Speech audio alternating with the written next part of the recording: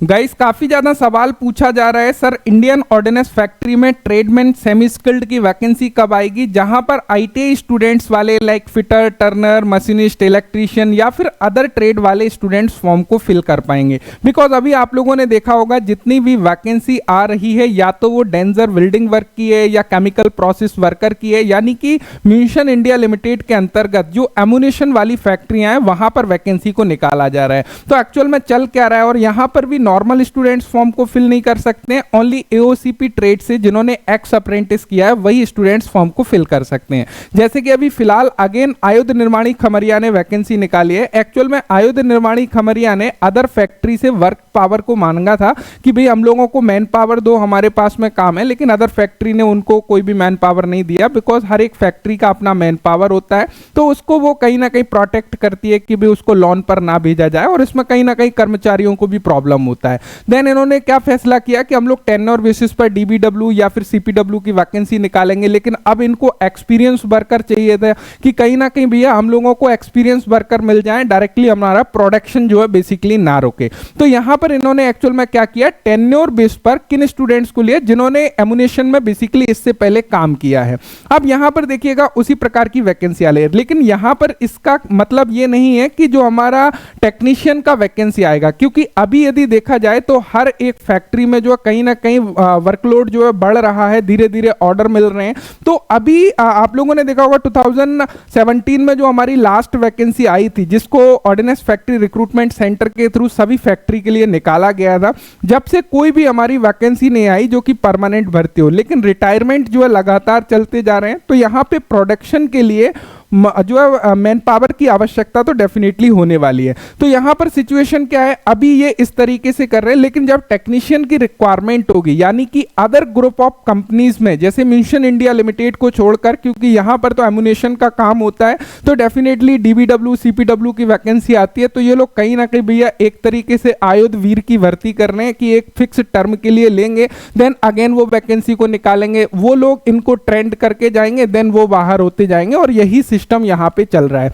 लेकिन टेक्नीशियन की बात करी जाए तो टेक्नीशियन में चांसेस हैं अभी भी कि हमारी वैकेंसी जो है कहीं ना कहीं परमानेंट बेसिस पर देखने को मिले, या फिर एक लॉन्ग टाइम पीरियड के लिए जैसे कि 4 ईयर टेन्योर के लिए देखने को मिले एचएएल की तरह, लेकिन वो टेन्योर पीरियड एक्सटेंडेबल हो। अब यदि हम लोग इस वैकेंसी की बात करें, इस वैकेंसी को निकाला है आयुध निर्माणी खमरिया ने, मिशन इंडिया लिमिटेड की एक इकाई है।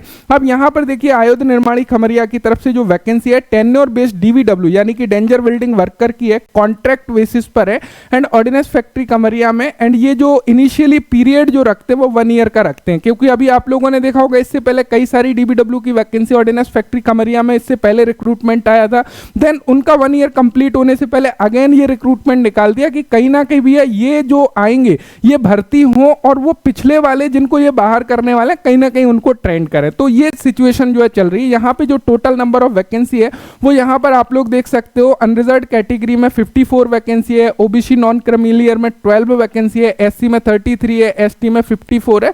तो इस प्रकार जो है टोटल वैकेंसी यहाँ पर 161 total number of vacancy. Ex serviceman के लिए भी 28 वैकेंसी को हॉरिजॉन्टल रिजर्वेशन दिया गया है। अब एसेंशियल क्वालिफिकेशन में बेसिकली ये क्या मांगते हैं कि कहीं ना कहीं एक्स अप्रेंटिस हो एओसीपी ट्रेड से, जिन्होंने ऑलरेडी ऑर्डिनेंस फैक्ट्री में काम किया हुआ है, उनको कहीं ना कहीं इन्वायरमेंट का पता है, सेफ्टी का पता है कि भैया वहां पे किस प्रकार का काम होता है, तो वो कर सकें। तो इस तरीके से यहाँ पे काम चल रहा है। तो जो भी स्टूडेंट्स ने एओसीपी ट्रेड से अप्रेंटिस किया हुआ है ऑर्डिनेंस फैक्ट्री से, वो स्टूडेंट्स यहाँ पे एलिजिबल होंगे और वो अप्लाई कर पाएंगे। यदि एज लिमिट की बात करें 18 to 35 एज लिमिट रखी गई है।